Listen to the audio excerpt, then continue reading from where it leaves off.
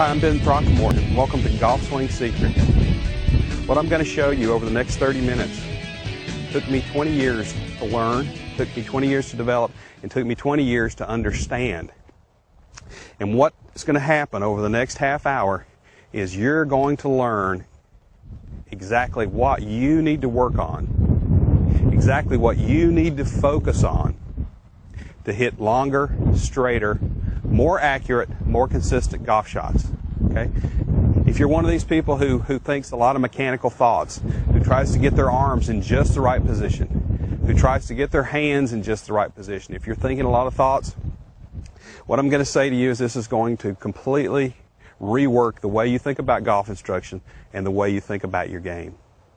Have you ever heard somebody, they go to the driving range and they get out here and we hit balls and we hit and we drag another ball and we hit another ball, and first one goes left, the next one goes right.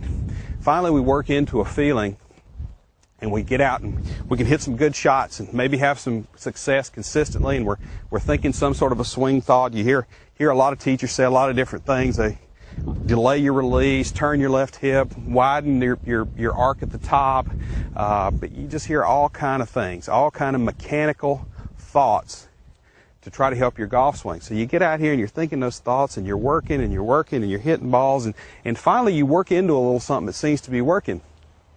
But you get over to the first tee on Saturday morning, first one goes left, the next one goes right, and you're off to the races for another 100+ round, and you don't really know why. You're thinking the same mechanical thoughts, you're thinking the same thoughts, you're trying to do the same things, but the result is not there.